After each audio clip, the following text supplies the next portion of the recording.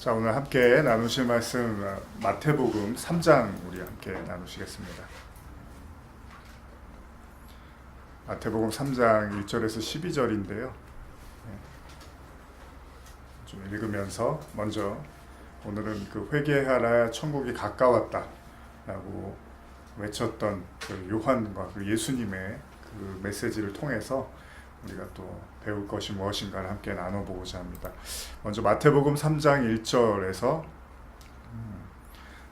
6절까지 7절까지 한 절씩 교독하시겠습니다. 마태복음 3장 1절에서 7절까지 교독하시겠습니다.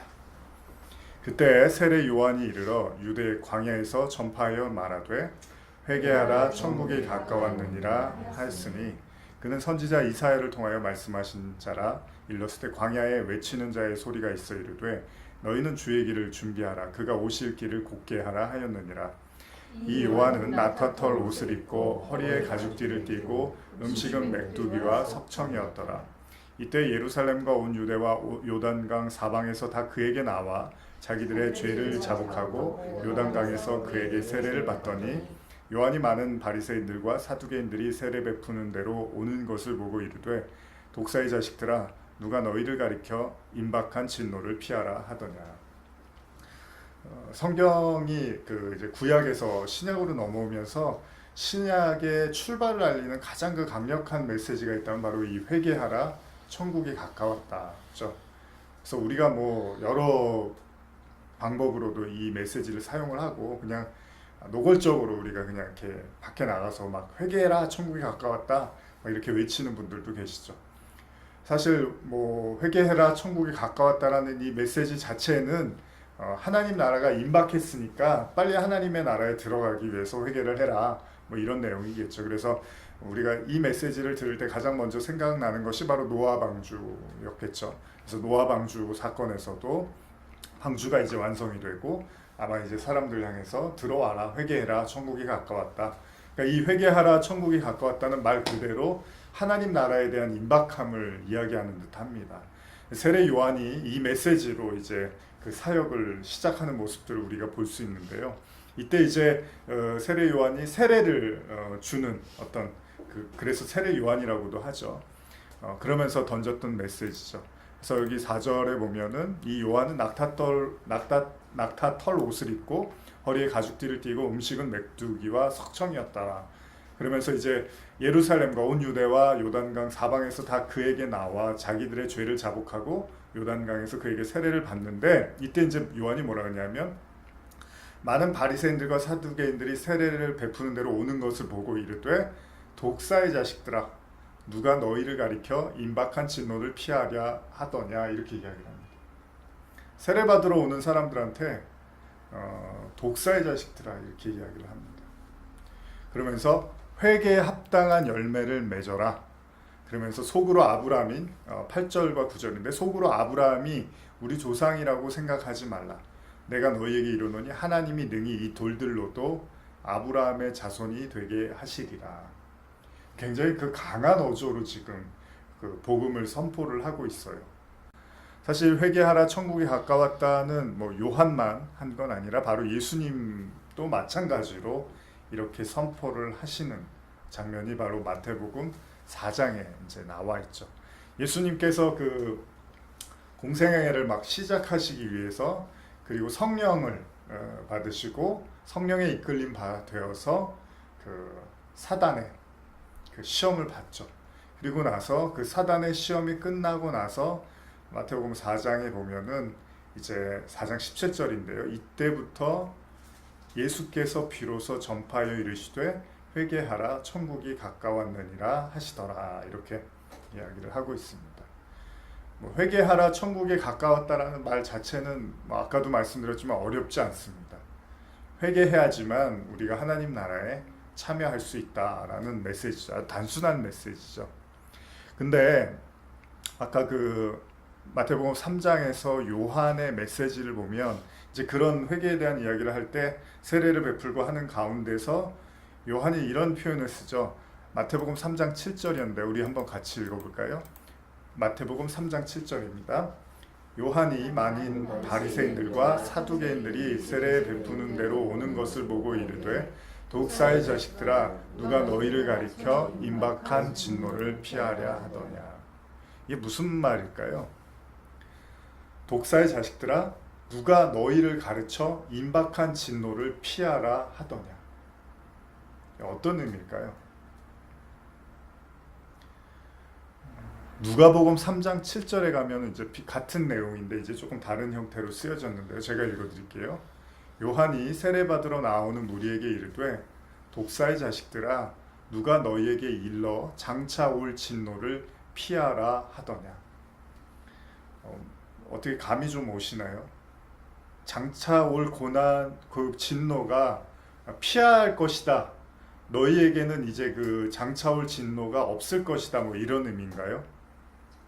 아니면은 장차 올 진노를 피해야 된다라고 이야기를 하는 건가요? 그래서 한번 제가 현대어로 성경으로 보니까 제가 한번 읽어드릴게요. 요한은 세례 받으러 온 군중에게 이렇게 설교하였다. 독사의 자식들아 너희는 진심으로 하나님께 돌아오려 하지 않고 지옥만을 피하려 하고 있다. 그게 바로 너희가 세례를 받으려는 이유가 아니냐. 만약에 이 번역으로 우리가 이해를 한다면 사실 지금까지 계속 제가 설교를 했던 나눴던 이야기들의 그 핵심 중에 하나입니다.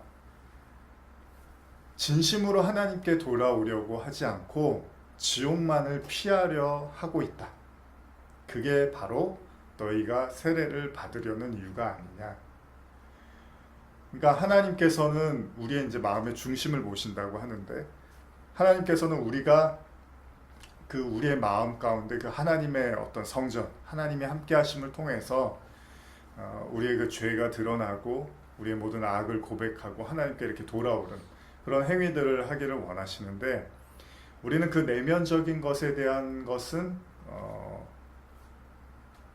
중요하게 보지 않고 우리의 어떤 행위와 우리의 행동을 통해서 지옥을 피하려고 하고 있는 것이 아니냐 지금 이렇게 요한이 말을 하고 있는 거죠. 근데 이때 이제 요한도 독사의 자식들아 이렇게 얘기를 합니다. 여러분 독사의 자식이 뭐죠? 뱀의 자식인데 뱀보다도 더 독한 게 독사죠. 독사의 자식이라는 이런 표현을 써요. 그러니까 사실 이런 얘기를 듣고 누가 세례를 받으러 오고 싶겠습니까? 근데 세례 받으러 오는 사람들한테 지금 이렇게 이야기를 하는 거예요. 독사의 자식들아. 근데 예수님도 이런 표현을 쓰십니다. 마태복음 12장 34절인데요. 제가 읽어드릴게요. 독사의 자식들아 너희는 악하니 어떻게 선한 말을 할 수 있느냐? 이는 마음에 가득한 것을 입으로 말함이라. 또 마태복음 23장 33절에도 이런 표현을 쓰신대요. 뱀들아 독사의 새끼들아 같은 표현입니다. 그러니까 뱀들아 뱀새끼들아 독사의 새끼들아 아마 같은 의미인 것 같아요. 너희가 어떻게 지옥의 판결을 피하겠느냐. 그러니까 그런 너희의 마음가짐과 그런 너희의 상태를 가지고 어떻게 지옥을 모면할 수 있겠느냐라는 이런 메시지죠. 그러면서 마태복음 23장에 이제 그 율법주의자들 당시 유대인들에 대한 경고를 막 이렇게 이야기를 하시는데 요게 한번 제가 조금 우리말 성경을 한번 읽어드릴게요. 마태복음 23장인데 왜 예수님이 이런 말을 하시게 됐는지 쭉 보면 잘 들어보세요. 화가 있을 것이다. 율법학자와 바리새파 사람들아 이 위선자들아 너희가 잔과 접시의 겉은 깨끗이 잘 닦으면서 그 안은 욕심과 방탕으로 가득 차 있구나. 눈먼 바리새파 사람들아 먼저 잔 속을 깨끗이 닦으라. 그래야 겉도 깨끗해질 것이다. 너희에게 화가 있을 것이다. 율법학자와 바리새파 위선자들아 너희는 하얗게 칠한 무덤과 같다. 겉은 그럴듯해 보이지만 속은 죽은 사람의 뼈와 온갖 더러운 것으로 가득 차 있다. 이와 같이 너희도 겉으로는 사람들에게 의롭게 보이지만 그 속에는 위선과 불법이 가득 차 있다. 지금 내면적인 이야기를 계속 예수님이 지금 경고하는 거죠. 그러니까 여러분들이 사실 그렇잖아요. 예수님도 그 당시에 그 공생의 사역을 하시면서 사람들한테 얼마나 거칠었습니까? 그러니까 굉장히 그 비난을 하실 때는 정말 노골적이고 그 상대방이 들었을 때 너무나 불쾌해서 뭐 돌을 들고 쳐 죽일 만큼의 그런 정도의 어떤 언어를 사용하셨죠. 근데 그런 이유들을 그 사람들이 이해를 못했어요. 왜 저렇게 비난을 하고 왜 하나님의 아들이라는 사람이 저렇게 몰상식하고 인격이 저거밖에 안 되냐라고 비춰질 정도로 예수님이 너무 거칠게 행동을 했던 거죠. 근데 예수님이 흥분했던 것은 사실은 그들의 외면적인 모습이 아니었던 거예요. 외형적으로는 아무 문제가 없어요. 저와 여러분들도 어디 나가서 큰 문제 없이 잘 사시잖아요. 누가 뭐 여러분들 가지고 크게 문제 있다고 하거나 여러분들에 대해서 뭐 정말 뭔가 잘못됐다라고 이렇게 말할 만한 게 없잖아요. 예수님도 당시에 바리새인과 유대인들이 일반적으로 봤을 때 오히려 존경을 받고 있었던 사람들인데 예수님은 사실은 그 내면의 어떤 악을 보시고 계속해서 그들에게 그 찌르고 경고하고 이야기했던 거죠. 근데 그게 이제 받아들이기가 쉽지가 않은 거예요. 여러분들은 한번 잘 생각해 보세요. 여러분들의 평가 기준이 여러분들의 외향, 그러니까 외면적, 그러니까 사람들의 어떤 평가 기준과 여러분들이 동일하다면 여러분들은 뭐 사람들 사이에서는 그냥 그럭저럭 나쁘지 않은 사람일 수 있어요.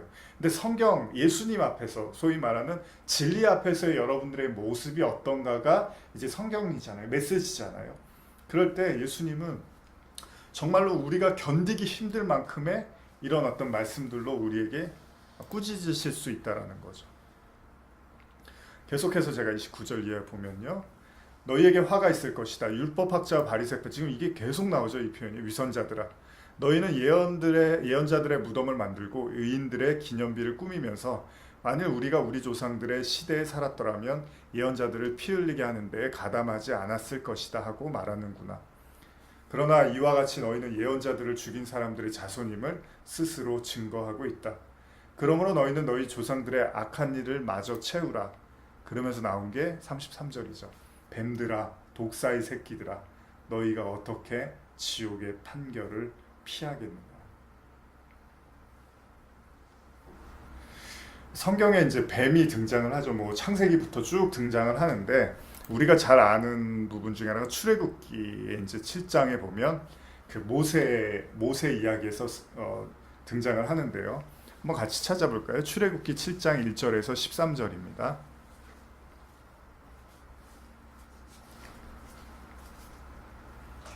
하나님께서 이제 모세를 가지고 이제 애굽에서 꺼내기 위해서 이제 표적을 보여주셔야 되잖아요.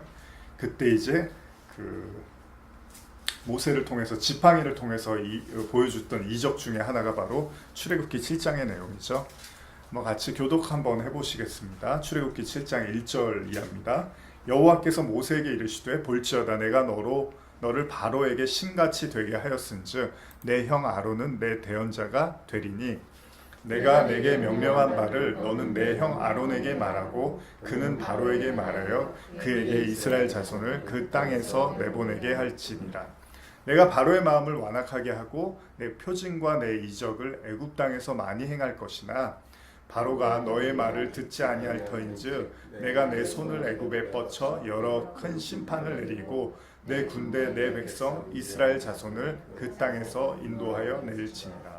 그러니까 하나님께서 이제 모세를 통해서 바로를 무너뜨리시고 이제 이스라엘 백성들을 끊어내는 이 장면입니다. 여기서 이제 하나님께서 이적과 표적을 사용하는 이유를 얘기하는데 바로가 너무나 마음이 강팍하기 때문에 이제 이렇게 할 것이다라고 말씀을 하십니다. 자, 5절 이하도 계속 읽어보겠습니다. 내가 내 손을 애굽 위에 펴서 이스라엘 자손을 그 땅에서 인도하여 낼 때에야 애굽 사람들이 나를 여호와인 줄 알리라 하시매 모세와 아론이 여호와께서 자기들에게 명령하신 대로 행하였더라. 그들이 바로에게 말할 때 모세는 80세였고 아론은 83세였더라. 여호와께서 모세와 아론에게 말씀하여 이르시되 바로가 너희에게 이르기를 너희는 이적을 보이라 하거든 너희는 아론에게 말하기를 너희 지팡이를 들어서 바로 앞에 던지라 하라. 그것이 뱀이 되리라. 모세와 아론이 바론에게 가서 여호와께서 명령하신 대로 행하여 아론이 바로와 그의 신하 앞에서 지팡이를 던지니 뱀이 된지라. 자, 하나님께서 모세를 통해서 이제 보여주시는 표적 중에 하나인데요. 이 표적이 뭐냐 하면은 지팡이가 뱀이 되는 거죠. 근데 이것도 마찬가지입니다. 우리가 그냥 지팡이가 뱀이 됐어. 그러니까 신기한 일을 보여주셨어. 뭐 이렇게 이해하면 이제 끝이에요. 이 이야기는 더 이상 논할 이유가 없는 거예요. 그런데 11절 이하를 또 교독해 보겠습니다. 바로 너 현인들과 마술사들을 부르매 그 애굽 요술사들도 그들의 요술로 그와 같이 행하되 각 사람의 지팡이를 던짐에 뱀이 되었으나 아론의 지팡이가 그들의 지팡이를 삼키니라. 여기 보면은 이쪽에서도 마술을 하니까 하나님 모세와 아론이 지팡이를 던졌더니 이렇게 뱀이 됐어요. 그랬더니 바로도 마술사들을 불러서 너희들도 할 수 있지 했더니 그 사람들도 지팡이를 던졌더니 뱀이 됐대요. 다 뱀이 됐어요, 지팡이가. 그러면 와 신기한데 이쪽도 마술을 했고 저쪽도 마술도 했어. 야 그럼 이제 다음 마술을 보여주세요. 더 센 걸로. 이런 얘기가 아니잖아요. 성경에서 지금 하나님께서 왜 지팡이를 뱀이 되게 하고 또 저쪽에서 그 지팡이를 뱀이 되게 쫓아했는데 그 다음에 일어난 게 모세와 아론의 그 지팡이가 바로 그 신하들, 마술사들의 지팡이인 뱀을 이렇게 먹어 삼켰다라는 거잖아요. 사실 여기에서 제일 먼저 우리가 연상되는 게 있습니다. 그게 뭐죠? 예수님의 십자가예요. 십자가. 나무잖아요. 나무. 지팡이, 우리가 뭐 지팡이 얘기할 때 하나님의 인도하심, 하나님의 권능도 나타내지만 사실 그 십자가의 기둥도 우리가 이해할 수 있는 거예요. 그래서 왜 마라의 쓴물이라는 그 출애굽기 내용에서 보면 그 쓴물 때문에 이스라엘 백성들이 물을 못 마시고 있을 때 그 모세가 지팡이를 이렇게 던지니까 쓴물이 단물이 돼서 마시는 내용들이 나오죠. 그럼 여기서도 지금 보면은 지팡이가 두 개의 지팡이가 있는데 딱 던졌더니 뱀이 다 됐어요. 그런데 중요한 핵심은 뭡니까? 아론의 그 지팡이가 다른 뱀들을 다 먹어 삼키더라는 거예요. 이게 의미하는 교훈이 무엇이겠습니까? 근데 13절에 보면 그러나 바로의 마음이 완악하여 그들의 말을 듣지 아니하니 여호와의 말씀과 같더라. 이렇게 이야기를 합니다. 같은 뱀인데 어떤 뱀은 그 나머지의 뱀들을 잡아먹더라는 거예요. 여러분 잘 생각해 보세요. 우리가 방금 예수님이 바리새인들 향해서 독사의 새끼들이라고 막 얘기를 하죠. 그러면서 막 그들의 잘못을 막 이렇게 이야기해요. 이런 거 잘못했고 이런 거 잘못했고 이런 거 잘못했고 이런 거 잘못했고 막 늘어나요. 사람들이 이제 듣다 못해서 이제 예수님을 죽여버리게 되는 거죠. 근데 예수님께서 그 이 땅의 독사의 새끼들을 구원하시기 위해서 예수님이 이 땅에 육신을 입고 이제 오신 거잖아요. 그래서 예수님이 어떻게 하신 거예요? 그들을 위해서 십자가를 지신 거잖아요. 이게 이제 복음이란 말이죠. 그런데 이 뱀에 대한 지금 이제 독사, 뱀 뭐 이런 이야기를 하는데 예레미야에 보면은 이런 표현이 있습니다. 예레미야 8장 17절 제가 한번 읽어볼게요. 여호와의 말씀이시니라 내가 술법으로도 제어할 수 없는 뱀과 독사를 너희 가운데 보내리니 그것이 너희를 물리라 하시도다. 이렇게 표현이 되어 있어요. 그러니까 이게 뭐냐면 이스라엘 백성들의 이제 타락과 하나님께 나오지 않음을 통해서 하나님께서 이스라엘 백성들에게 뱀을 보내갖고 너희들을 물게 하겠다라는 거예요. 사실 이게 그냥 여러분들이 잘 아는 창세기부터 해서 쭉 복음의 이야기가 지금 계속 사실 반복되고 있는 거죠. 그럼 예수님이 이 땅에 성육신 하셨어요.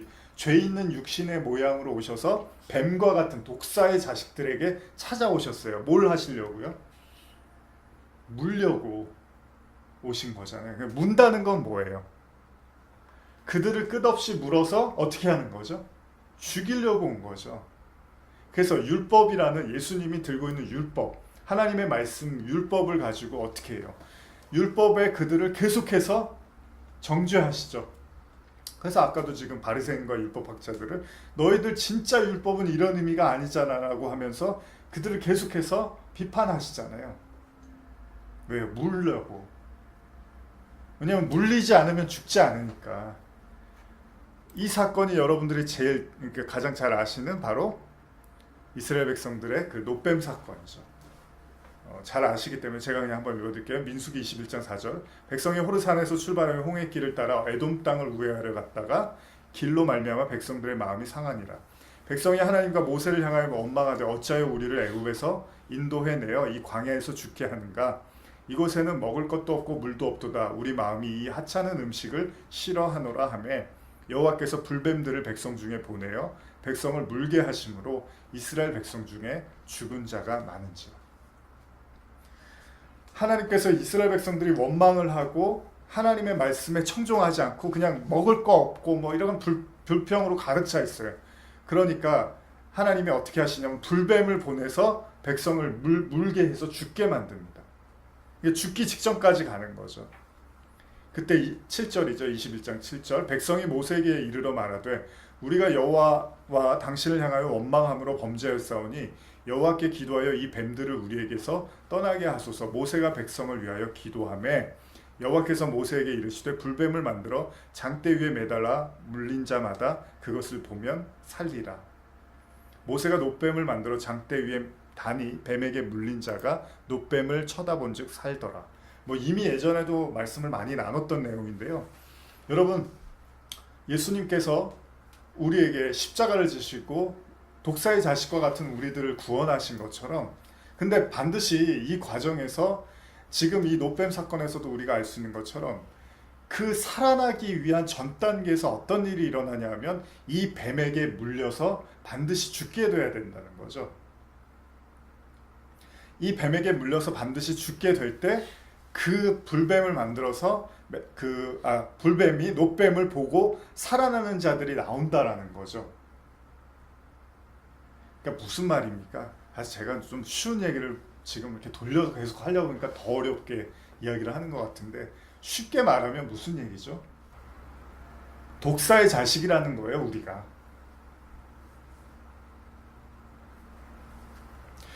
우리가 독사의 자식인데 그걸 몰라요.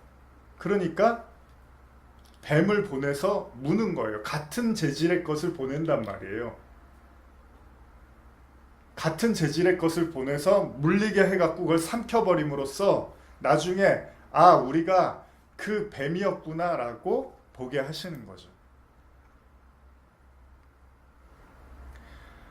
사실 이스라엘 백성들이 그 구약부터 해서 신약에 이르기까지 그들의 끊임없는 그 죄성으로 말미암아 하나님께서 계속 경고를 하시고 심판을 말씀하시고 선지자를 보내시고 하지만 그들이 절대로 깨닫지 못하는 그 지경, 그게 뭐냐면 독사의 새끼들이라는 걸 도무지 그들이 받아들이고 깨닫지를 못했더라는 거예요.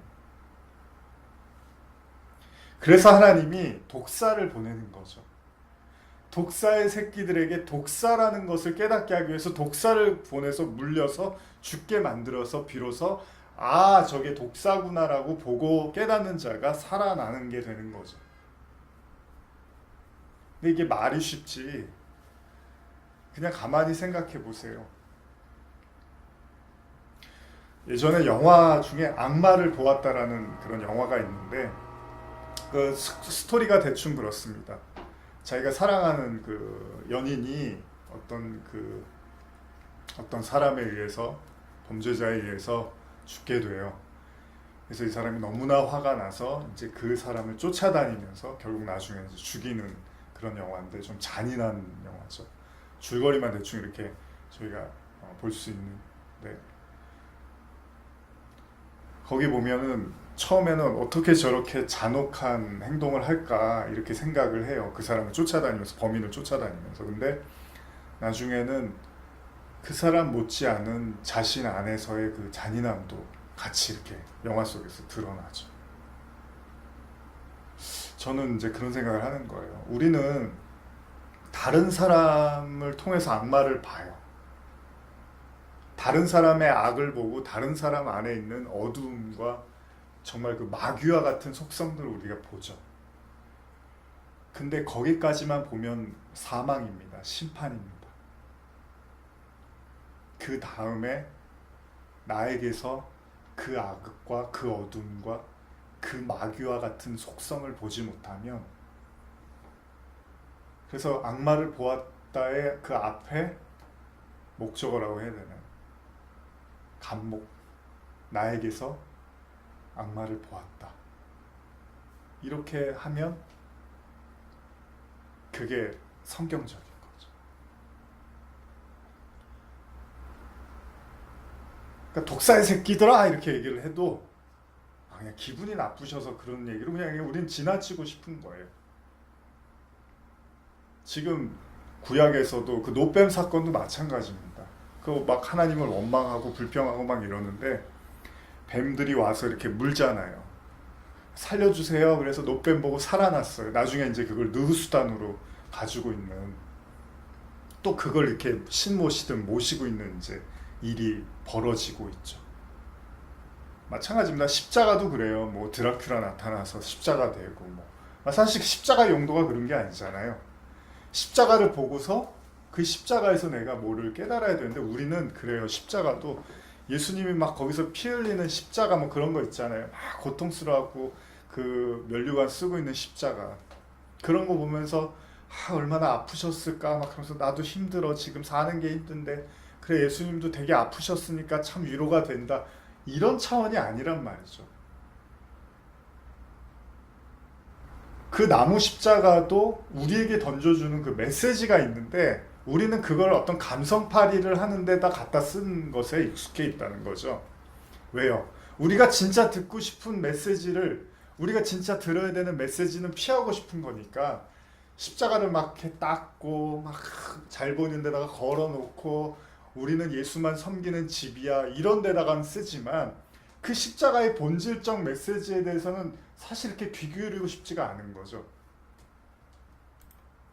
여러분, 독사를 보내갖고 하나님이 물리게 했어요. 그리고 나서 다시 독사를 보면 살리라 이렇게 얘기했어요. 이게 교훈이 뭐겠냐는 거예요. 니들 말 안 들으면 내가 죽일 수도 있어. 알았어? 다시 이제 살려줄게. 이거예요? 아니잖아요. 마찬가지입니다. 모세가 지팡이를 이렇게 아론과 지팡이를 던졌더니 뱀이 됐어요. 나머지도 똑같이 했어요. 근데 이 뱀을 잡아먹더라는 거예요. 교훈이 뭐냐는 거예요. 하나님은 다 하는구나. 신기하구나. 하나님이 강하시구나. 이게 메시지겠냐는 거예요. 근데 우리는 그걸 더 이렇게 거룩하게 생각해요. 그래, 하나님은 위대하셔. 하나님은 놀라우셔. 이런 무슨 요술사의 특급 요술사 정도로 하나님을 격화시킨단 말이죠. 하나님이 그렇게 유치한 행동을 하시는 분이냐는 거예요. 근데 예레미야 8장 17절에 아까 읽었지만 이하를 보면 왜 하나님이 그 독사 뱀을 물려서 죽게 할 수밖에 없는지를 이렇게 쭉 이야기를 하는데, 제가 현대어로 한번 읽어드릴게요. 여호와께서 말씀하셨다. 그렇다. 내가 어떤 마법으로도 물리칠 수 없는 무서운 독사떼를 보내서 너희를 물어 죽게 하겠다. 동족과 함께 당하다. 내가 여호와께 호소하였다. 이 민족이 멸망하기 때문에 제게도 고칠 수 없는 병이 생겼습니다. 제 온몸에 무서운 통증이 엄습해옵니다. 제 심장의 병은 고칠 수가 없습니다. 온 나라에서 나의 동족이 절망으로 부르짖고 있습니다. 이제 주께서는 더 이상 시온산에 계시지 않습니까? 우리의 왕은 이제 더 이상 그곳에 사시지 않습니까? 그러자 주께서 이렇게 대답하셨다. 그들이 온갖 우상들을 들여 내 마음을 상하게 하고 다른 나라에서 쓸데없는 우상들을 들여다가 나의 분통을 터뜨려 놓았느냐? 내가 탄식하였다. 이제 내 백성은 슬프게 탄식만 하고 있습니다. 추수도 끝나고 가을도 지나갔는데 주께서는 굶주린 우리에게 아무것도 주시지 않으셨습니다. 내 백성이 그렇게 죽어가고 채찍을 맞아 상해 있기 때문에 제 심장도 부서지고 제 몸도 성한 곳이 없습니다. 저는 슬프고 절망에 지쳐서 온몸이 굳어갑니다. 도대체 길르앗 산지에는 상처를 참지 못하여 몸부림치는 저들의 통증을 막아줄 마취약도 없습니까? 저들의 상처를 고쳐줄 약과 치료할 의사도 없습니까? 도대체 무엇 때문에 이들의 상처는 아물지가 않습니까? 근데 지금 이런 사람들한테 하나님이 뭐라 하냐면 독사떼를 보내서 너희를 물어 죽게 하겠다. 지금 하나님한테 답이 없어서 몸부림치고 이 괴로움과 고통에서 꺼내주세요 막 이렇게 괴로워하는 이들에게 하나님은 독사떼를 보내서 너희를 물어 죽게 하겠다. 이게 어떤 의미입니까? 그러면 하나님이 몸부림치고, 저도 가까웠게 가족이나 이렇게 아픈 모습을 보면 참 너무나 안타깝잖아요. 근데 하나님이 그러면 그걸 보고서 막 가슴 아파하고 내 백성이 아파하니까 막 하나님도 같이 괴로워하는 게 이게 인지상정이잖아요. 근데 하나님은 독사떼를 보내서 너희를 물어 죽게 하겠다. 절망과 정말 하나님 계십니까? 탄식하고 몸에 그 뼛속까지 찾아오는 통증과 그 아픔과 그 상처를 막 싸매고 있는 자들에게 하나님이 하신다는 말씀이 독사떼를 보내서 너희를 물어 죽게 하겠다. 결국 예레미야는 그 눈물의 선지자잖아요. 예레미야는 그들과 같이 고통을 당하고 괴로움을 당하면서 그들의 그 아픔을 호소하는 그 선지자로서도 예레미야는 역할을 했습니다. 왜요? 인간이 갖고 있는 그 고통이 너무나 힘든 걸 아니까. 근데 여러분, 하나님이 왜 그렇게 하시냐는 거예요. 그러니까 반드시 하나님은 어떤 목적을 가지고 고통을 허용하시고 어려움과 환난을 허용하신다는 거잖아요. 근데 여러분, 인간이 도무지 깨닫지 못하는 게 바로 내가 독사의 새끼구나라고 깨닫기가 이렇게 힘듭니다. 반대로 말하면, 여러분 잘 아시는 것처럼 뱀한테 물리면 뱀의 독으로 치료를 한다며요. 그러면 결국은 내가 뱀한테 물렸음에도 불구하고 그 뱀의 독이 나한테는 필요할 수밖에 없는 아이러니한 상황이 우리에게 도래하듯이, 결국은 우리가 상처와 고통과 아픔 속에서 막 방황하고 괴로워하고 힘들어할 때 사실 그것을 해결할 수 있는 것은 다른 곳에 있지 않고 오히려 우리가 그렇게 아프고 힘들어하고 괴로워함을 통해서 우리 스스로가 반드시 깨달아야 되는 어떤 지점이 있다는 거잖아요. 그러니까 누가 와서 싸매주고 누가 와서 이렇게 치료해주고 하나님이 원하시는 건 그 방법이 아니라는 거예요. 그러면 하나님이 해주시고 아예 그 일을 안 일어나게 하시면 되는 거잖아요. 그게 사랑인데 하나님은 그렇게 하는 게 아니라 그 절망감과 고통과 아픔과 상처의 깊은 곳에서 스스로가 거기서 나올 수 있는, 스스로가 반드시 거기서 고백하고 나와야 하는 어떤 깨달음과 은혜가 필요하다라는 거죠. 그래서 예수님이 요한복음에서 이렇게 말씀하시죠. 요한복음 3장 12절에 내가 땅의 일을 말이라 하여도 너희가 믿지 아니하거든 하물며 하늘의 일을 말하면 어떻게 믿겠느냐. 하늘에서 내려온 자 곧 인자 외에는 하늘에 올라간 자가 없느니라. 그러면서 모세가 광야에서 뱀을 든 것 같이 인자도 들려야 하리니 이는 그를 믿는 자마다 영생을 얻게 하려 하십니다. 어떻게 보면 오늘 설교는 5분이면 끝나는 얘기입니다. 근데 이제 5분만 할 수 없으니까 이것저것 관련된 이야기들 우리가 나누고는 있지만, 지금 제가 이렇게 메시지를 던져도 내가 무슨 독사야, 내가 무슨 뱀이야, 내가 무슨 마귀야, 이렇게는 받아들이기가 힘들다는 거예요, 사람. 그래서 예수님이 뱀으로 죽는 거죠, 뱀으로. 그래서 3장 14절에 모세가 광야에서 뱀을 든 것 같이 인자도 들려야 하리니. 그러면 그냥 들렸다는 게 중요한 거죠. 그게 아니죠. 그럼 노뱀 사건이 무슨 의미가 있어요? 뱀을 보내서 뱀을 보니까 살아났다는 거잖아요. 그럼 예수님이 노뱀처럼 들렸어요. 그럼 우리가 그걸 보고서 그 뱀이 나구나. 창세기 3장 14절 여호와 하나님이 뱀에게 이르시되 내가 이렇게 하였으니 내가 모든 가축들과 들의 모든 짐승보다 더욱 저주를 받아 배로 다니고 살아있는 동안 흙을 먹을지라. 이 저주를 누가 받았어요? 예수님이요. 그러면 뱀에게 이르셨던 그 저주를 예수님이 받았잖아요. 그럼 예수님이 그 뱀으로 달리신 거잖아요.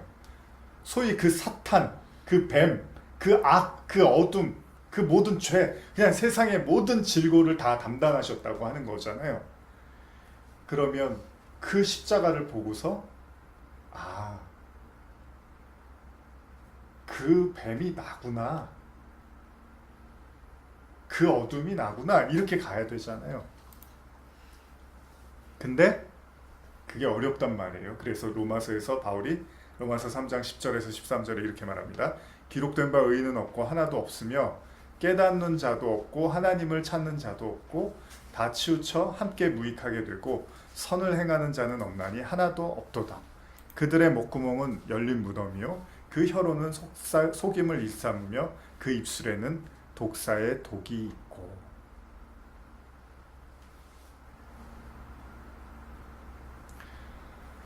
사실 독사도 그렇습니다. 우리가 악령 얘기할 때 원래 원어적 의미를 보면 나쁜 말, 잘못된 말을 가질 때 우리가 악령이라는 표현을 쓰잖아요. 그러면 독사가 독이 있잖아요, 입에. 그 독이 있다는 게 뭡니까? 우리가 잘못된 말을 가지고 하나님을 이야기하고 성경을 이야기하고 복음을 이야기하고 있는 거잖아요. 그래서 굳이 입술에 독사의 독이 있다라고 표현을 하는데 뭐 이래나 저래나 우리가 독을 가지고 있는 독사와 같은 존재라고 바울도 고백을 하고 있는 거죠. 근데 문제는 이걸 깨닫는 자도 없고 깨달으려고도 하지 않는다는 거예요. 그리고 이런 메시지도 별로 전하고 싶지 않는 거죠. 사람들이 나누고 싶지도 않은 거고. 근데 보십시오. 독사에게 물려야지, 뱀에게 물렸을 때 결국 그 뱀의 독이 약이 되는 것처럼 우리도 마찬가지입니다. 결국 우리가 그 악에 의해서 우리가 침범을 받는다고 생각해요. 저들이 나에게 악을 행해서 내가 이렇게 고통을 받게 됐지. 뭐 예를 들면 우리가 아프면 하나님을 원망하잖아요. 또 우리에게 상처를 주면 우리에게 상처를 준 사람을 원망하잖아요. 끊임없이 우리가 그런 악에 의해서, 고통에 의해서, 혼란에 의해서 우리가 막 괴로움을 가져요. 그러면서 이 모든 것들을 빨리 해결되어지기를 우리가 바라는데 하나님은 그게 아니라, 그걸 빨리 해결해 주는 게 하나님의 목적이 아니라 그 악과 고난과 고통 속에서 반드시 우리가 고백되어져야 될 게 있다라는 거죠. 그게 안 되면 그 고통과 그 아픔과 그 악은 끝없이 우리를 괴롭히게 돼 있다는 거죠. 그게 뭡니까? 디모데전서 1장 15절입니다. mit보다 모든 사람이 받을 만한 이 말이요 예수께서 죄인을 구하시려고 세상에 임하셨다 하였도다. 죄인 중에 내가 괴순이다.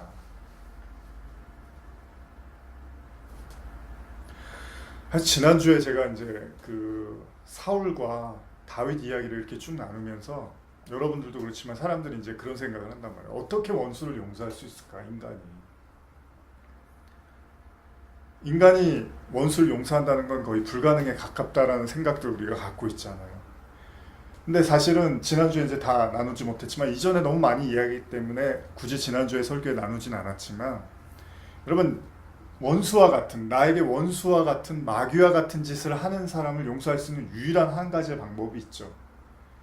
그게 뭐죠? 저건 마귀야, 저거는 악마야, 저거는 악의 아주 근원이야 라고 생각되는 그런 사람들 있잖아요. 우리 주변, 우리를 힘들게 하는. 다윗이 사울을 보면서 어떻게 저렇게까지 악할 수 있을까, 하나님의 기름 부음 받은 자가, 뭐 이런 생각을 할 수 있잖아요. 근데 그들을 용서할 수 있는 유일한 한 가지 길이 있습니다. 그게 뭐냐 하면 지금 바울의 고백처럼 내가 죄인 중에 괴순이라. 쉽게 말할게요. 내가 보는 악마, 내가 보는 마귀, 내가 보는 악, 내가 보는 어두움들, 그것들의 괴수, 그게 나구나 라고 해야지만 이 용서가 끝나지, 그게 안 되면 절대 저와 여러분들은 용서를 할 수 없어요. 그리고 하나님은 우리에게 그런 장치를 우리에게 심어놨어요. 그게 무슨 말이냐면, 지난주에 나왔잖아요. 한 고드란트도 해결하지 못하면, 하나라도 해결 안 되면 안 된다라고 얘기를 하신 게 뭐냐면, 하나님이 원수인 우리를 용서하셨잖아요. 근데 그거를 진짜 복음으로 깨달은 자는 이 고백을 할 수밖에 없는 거예요. 죄인 중에 괴수라는 걸 내가 아니까. 그러니 내가 그 괴수인 그 원수들을 어떻게 정죄하고 판단할 수 있겠냐는 거예요. 물론 감정적으로는 우리가 섭섭할 수 있습니다. 그리고 때로는 정말 비난하고 싶고 혼내주고 싶고 막 화내고 싶을 때가 있어요. 그러나 이게 한 번의 용서가 되면 얼마나 좋겠습니까? 그러나 결국은 우리가 이내 화도 내고 불평도 할 수 있겠지만 결국 그의 악이 나의 악과 다르지 않음을 인정하게 될 때 우리는 하나씩 그 무거운 증오와 미움의 짐들을 내려놓을 수 있어지는 거죠. 여러분, 반지의 제왕 아까 3 잠깐 우리 장면 보셨지만은 결국은 프로도죠. 주인공이 반지를 들고서 그 거대한 용암 앞에 가요. 근데 마지막 순간에 결국 그 반지를 자기가 껴버려요. 그러니까 자기를 쫓아왔던 스미골, 그 마귀와 같은 악마와 같은 그 존재, 자기하고 아무런 차이가 없더라는 거예요. 아니 오히려 자기가 더 악할지도 몰라요. 나중에 그거 갖고 싸운단 말이에요, 둘이. 그래서 그 쫓아간 샘이 주인님 반지를 버리세요. 그러니까 반지를 안 버리고 자기가 껴버리는 거예요. 스미골이나 프로도나 다르지가 않아요. 그 악마처럼 보이는 스미골이나 선해 보였던 프로도나 결국은 똑같은 모습을 하고 있더라는 거예요. 여러분, 전쟁은 거기서 끝나는 거예요. 그때 프로도가 정신 차려야지 그러고서 버린 게 아니에요, 반지의 제왕에서는. 근데 저는 동의해요. 프로도가 그 스미골보다 조금 더 착했기 때문에 그 모든 전쟁이 끝난 게 아니라, 제가 보기에 그건 이렇게 해석할 수 있는 거예요. 결국 스미골이 나였고 내가 스미골이었구나라는 것을 인정하는 순간에 그 모든 전쟁이 끝나는 거예요. 십자가요? 여러분들이 언제 십자가로 인해서 다시 새 생명을 얻냐고요? 십자가에서 저주받은 뱀처럼 그렇게 모욕과 모든 악을 다 짊어지고 십자가에 매달린 그 노뱀처럼 매달린 그 뱀으로 매달린 예수가, 죄가 없는 그 예수가, 저가 짊어진 모든 그 질고와 고난과 고뇌의 그 고통의 문제의 근원이 나구나라고 인정하지 않으면 그 십자가는 여러분들에게 막대기 이상도 이하도 아니라는 거죠. 거기까지는 우리가 복음을 가고 싶어 하지가 않는 거예요. 그냥 조금만 열심히 하고 조금만 하나님 말씀 알고, 사람들이 다 크리스찬들이 그렇지 않아요? 그러면 어느새 이미 저기 높은 자리에 앉아 있는 거예요.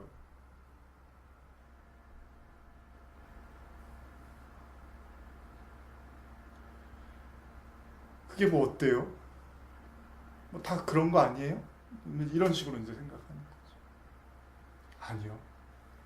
정말 그리스도인들은 날마다 가슴을 찢어가며 그 복음이 내 안에서 복음으로 나타나기 위해서 끊임없이 자기 부인과 자기 죽음과 자기 고통과 자기 그 고뇌를 우리 스스로가 느끼고, 결국은 내가 그 악과 다르지 않은, 그 마귀와 다르지 않는 바로 선악과 따먹은 하나님처럼 되고 싶어하는 그 악의 근원이 나구나라고 인정하지 않으면 여러분과 저에게 복음, 십자가, 예수, 하나님 아무런 소용도 없습니다.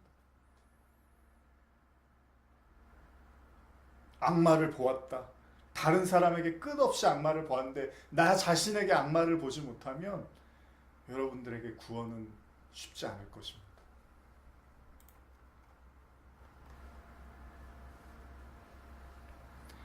여기서 죄인 중에 내가 괴수라고 하는 이 괴수의 헬라어 의미로 보면 첫째의, 최고의라는 뜻을 갖고 있습니다.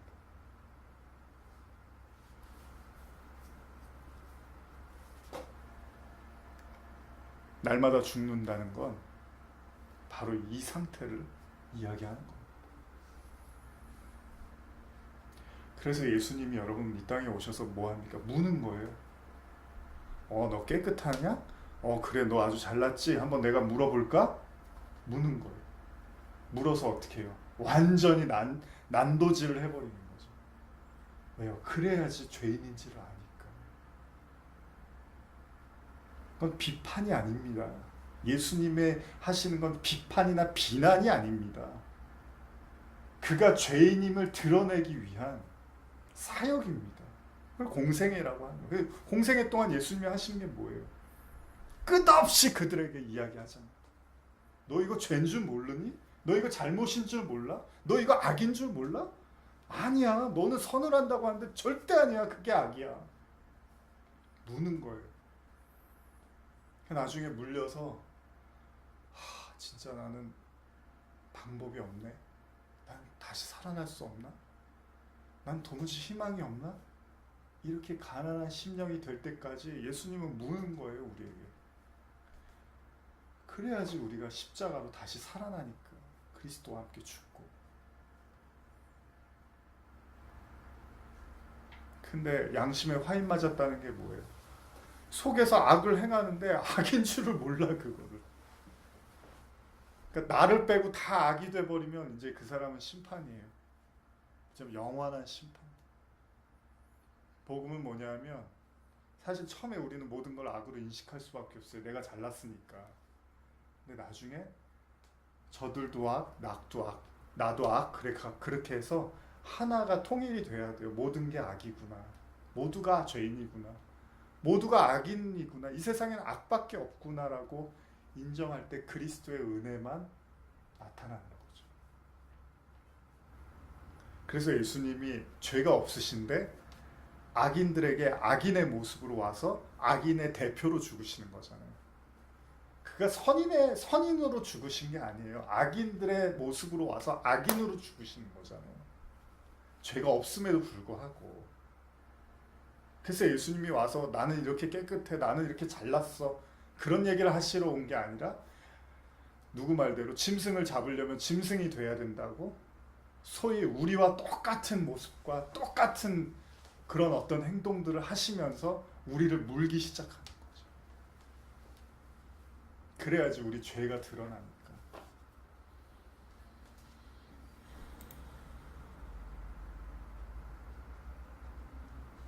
여러분들은 어떻게 생각하십니까?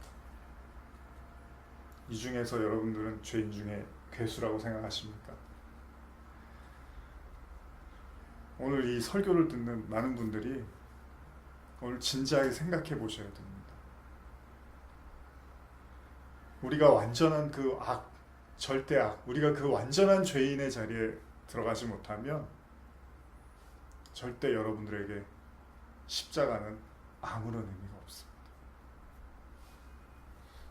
회개하는 자만이 하나님 나라에 들어갈 수 있는 거예요.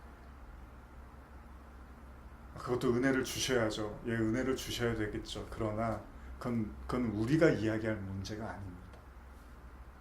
우리는 먼저 우리 자신을 돌아보고 우리 자신을 가슴을 치며 애통하며 상한 마음을 가지고 하나님께 우리의 죄악을 고백하고 우리의 연약함을 고백하는 것이 우리가 해야 할 일이겠죠. 처음 읽었던 세례 요한의 경고를 생각해 봅니다.